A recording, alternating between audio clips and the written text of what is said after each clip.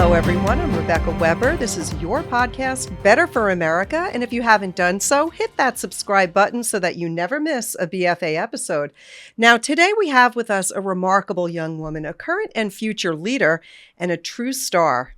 At age 13, she is the youngest president and ambassador at Turning Point USA and a source of enormous hope and promise for the future. As a thoughtful young conservative from Seattle, Washington, she is in many ways the future of America, giving speeches at school board meetings and state capitals. And she's got insights of her own generation. And for all of us listening, she's an 8th grader at Bremerton Fairview Middle School who has already formed clear, grounded, highly persuasive opinions about why we should not be defunding our police, why we should not be teaching critical race theory or racism in schools, but should be keeping our sights higher and reaching for the truth, reaching for good values, a real history of our country. With a 4.0 GPA, 20,000 followers on Instagram, and a bright future ahead of her, please welcome our guest today, KellyAnna Brooking. KellyAnna, welcome. I'm sorry, KellyAnna. KellyAnna, welcome. So happy to have you here. Thank you so much for having me. I really appreciate it.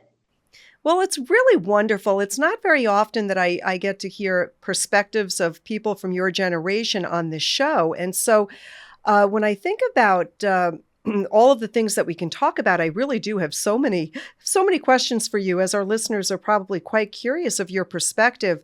But when I think about everything that you have done, really the word that comes to my mind is courage, because we live in a very judgmental, liberal world and often very unfriendly environment to those who have conservative views.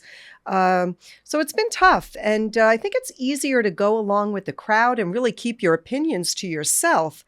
But you have chosen to speak up and stand for what you believe is right. So tell me, how did you become so courageous? And why do you think it's important for students like yourself, and perhaps even our own members and parents listening, why should we all be standing up for the truth? And that truth being the values that we hold so dear, one of them being our freedoms here in America. Yes, definitely. Well, thank you so much for calling me courageous. That was very sweet of you. But honestly, what I try to remind myself is that if I don't speak up now, at 14 years old and 13, 12, when I got involved in politics, then I'll never have the opportunity to in the future.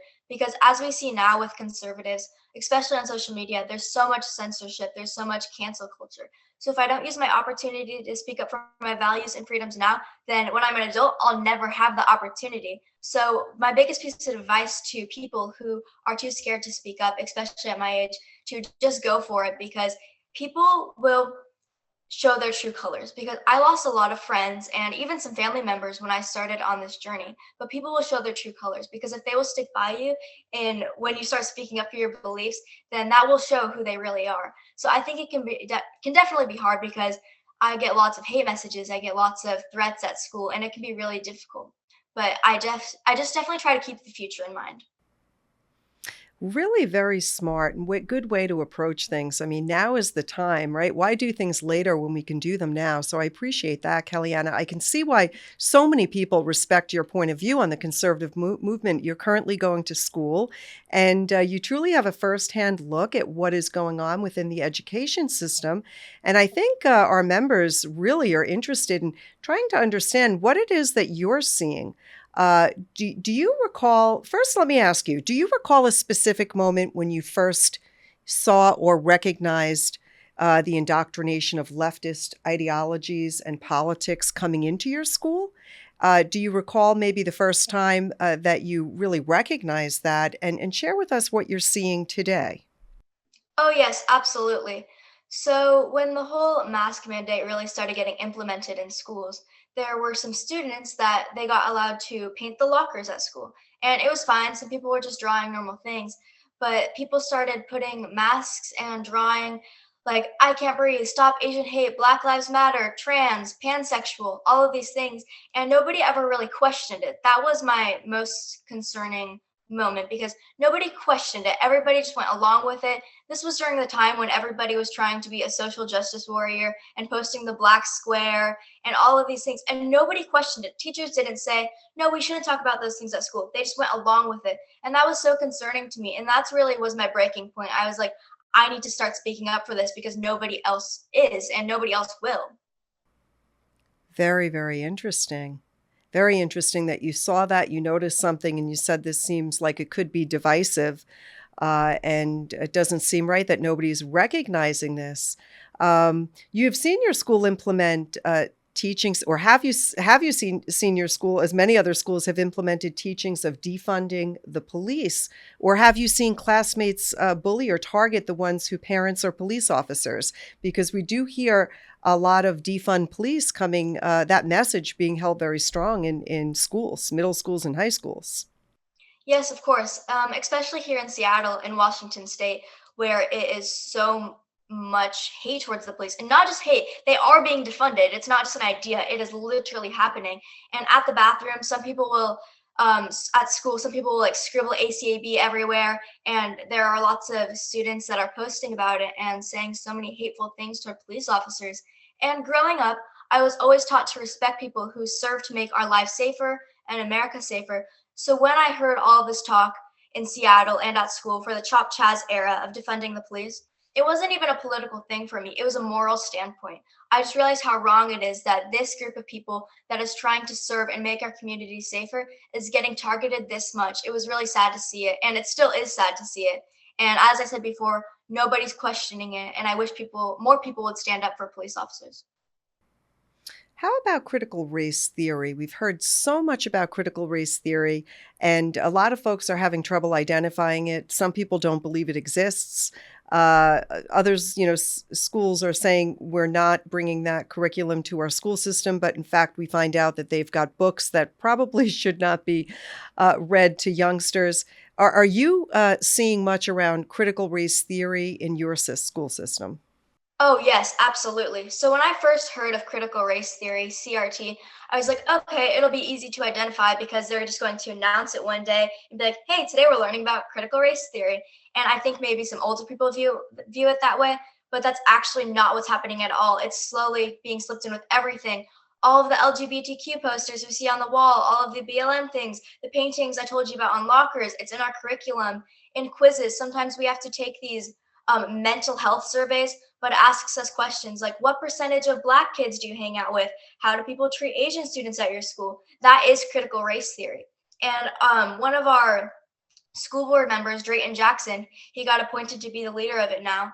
He said that we indeed are not having critical race theory or CRT in our schools. We are having CRF, critical race facts. So the school board leader in the beginning of the year, the school board, they promised us that we wouldn't have critical race theory, but we're having CRF instead, which is the exact same thing. And it's really sad to see that they are teaching racism in our schools.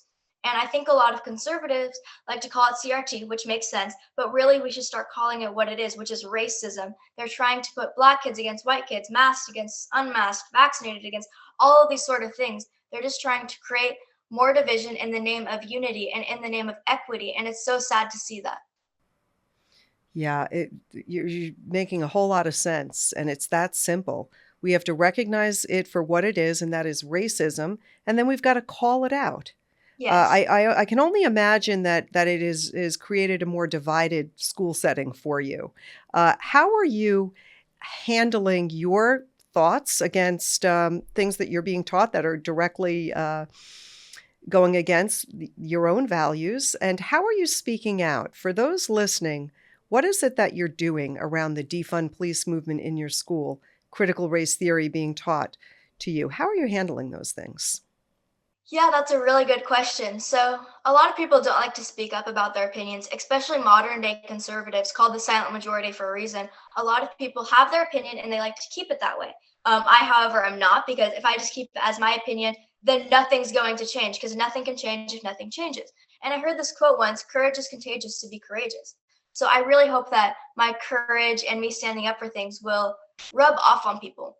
And sometimes it can be really hard, especially when the mass majority of students and even some teachers really do not like what I'm saying. It can be really hard. But sometimes I have these glimpses of hope where I'll get a secret message from somebody at a different school and they're like, hey, I saw your school board speech. I'm going to start going to meetings too. And even if it's just one person, that's honestly better than nobody standing up for it. But besides those things, it can be really hard when I seem to be the only person speaking up for my values. And it's extra hard when I know that there are people who share my same viewpoint, but they won't stand up because they're afraid that they will get canceled by other classmates. Because it can be really overwhelming sometimes having my values and my viewpoints in the platform that I do. I get hate comments, hate messages. People say things at schools. There's hate pages made about me, and that can be really overwhelming sometimes. But you just gotta, as I said before, keep the future in mind, because if we don't speak up now, then we'll never be able to in the future.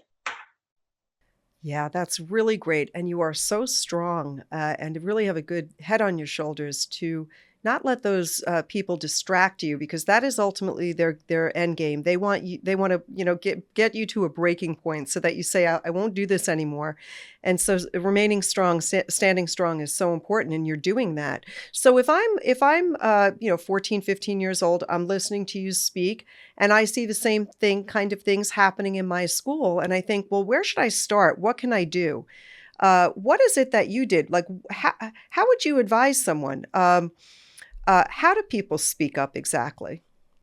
Yeah, it can be really scary at first, but definitely question everything. If you're learning something in class and they're trying to tell you that police officers are bad and white people are horrible and black people, like all of these things, question it, raise your hand, ask a question. I'm not saying to be disrespectful and start a whole debate with your teacher, but definitely just ask a question. And another way to go about that is get involved in school board meetings, even if you're just too scared to give a speech, because that can be very scary sometimes, especially when the school board leaders are literally against you. Go to a school board meeting and take notes and listen to what they're saying, because it's kind of like if somebody's lying to you. If you let them keep going, then they'll just get caught in their lie eventually. So you have to question these people because they're corrupt and they know what they're doing is wrong. So you just have to keep questioning them. Thank you, KellyAnna. I know that you've been so active in the media and with your public advocacy, and I saw that you recently gave a speech at the Pierce County Lincoln Day dinner, and that was not too long ago, just a month or two back. In a nutshell, could you tell us what that event promoted and what you spoke about? Yes, of course.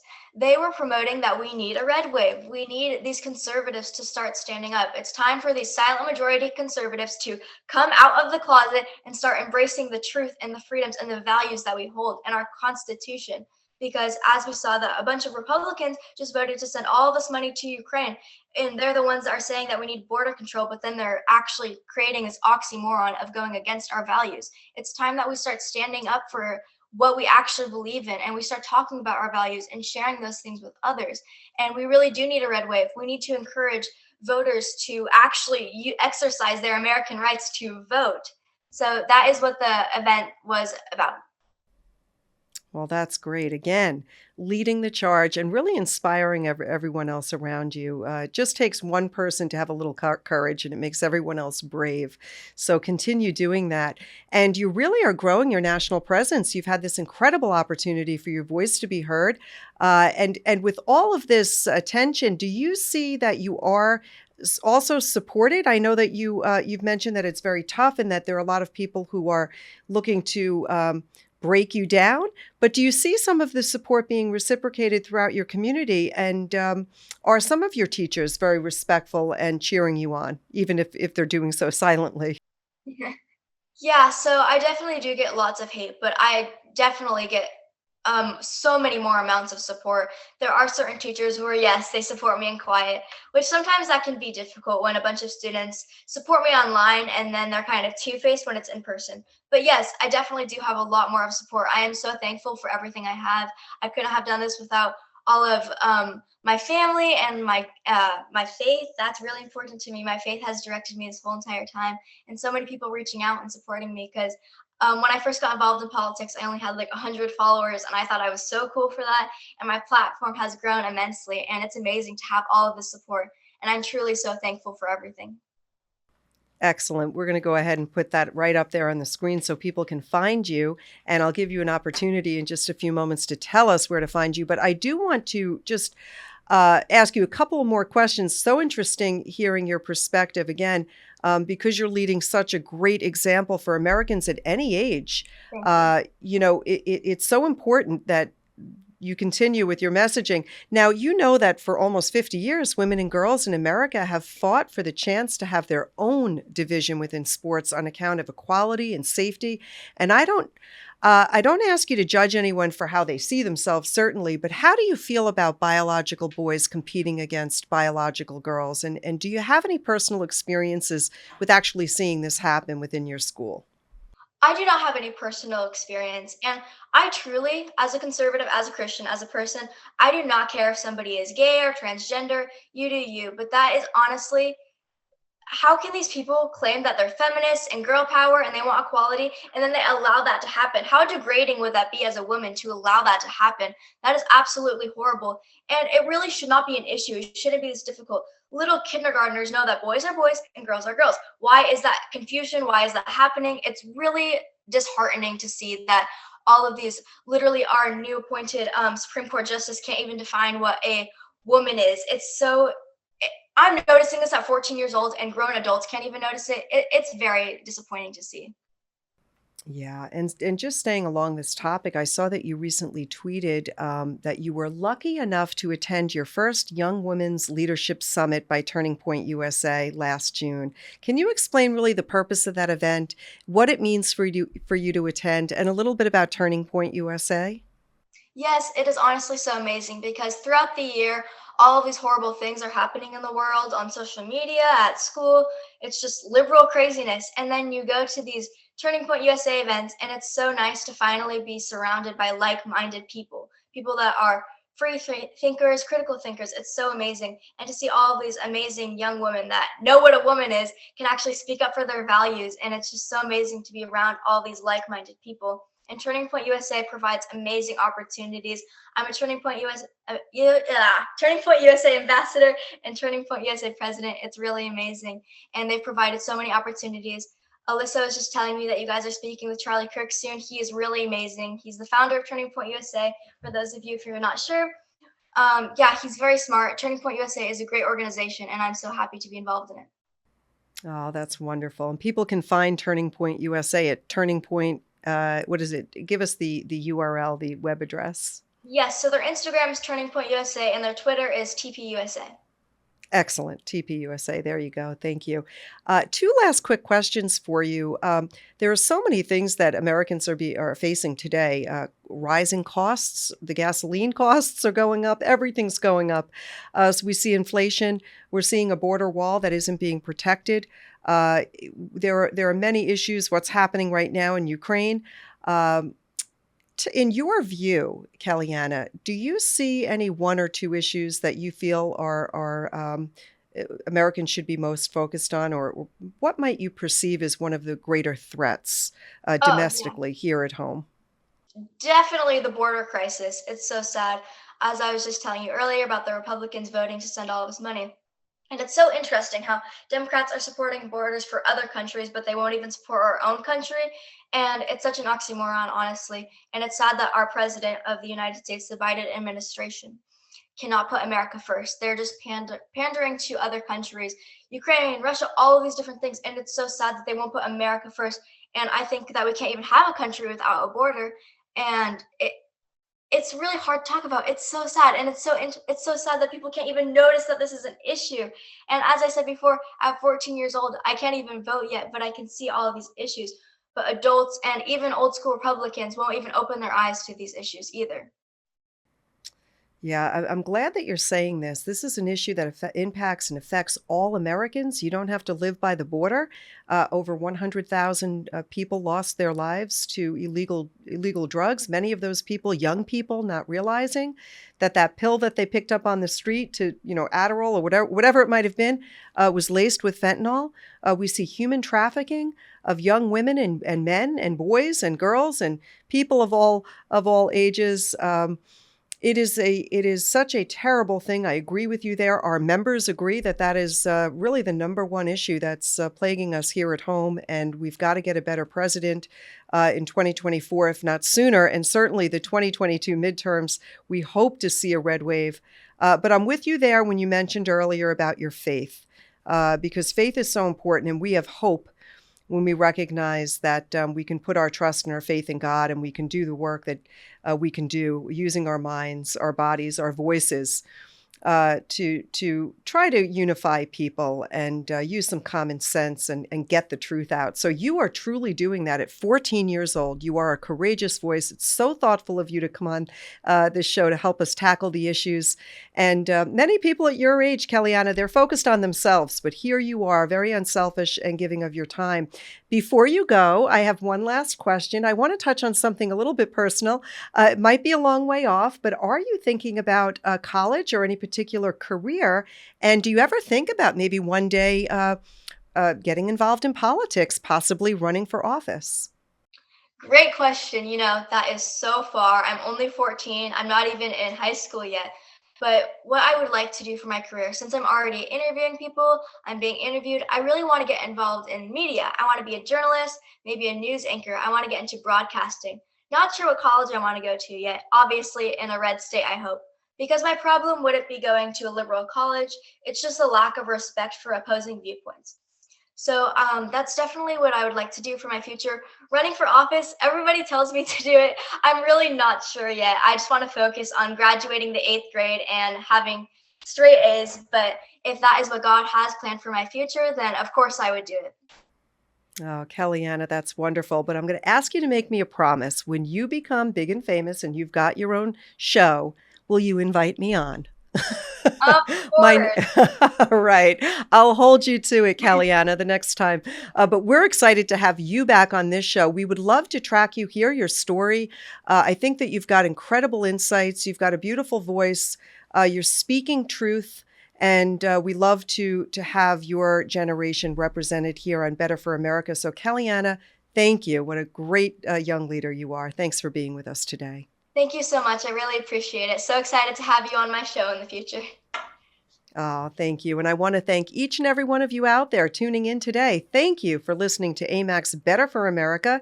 If you haven't downloaded that Amac News app, go ahead and watch, listen to this show. And plus, you can track all kinds of breaking news right there on your smartphone. Please make sure to hit that subscribe button, follow, like, and share wherever you are. I'm Rebecca Weber. Have a great day, everyone. We look forward to seeing you next time.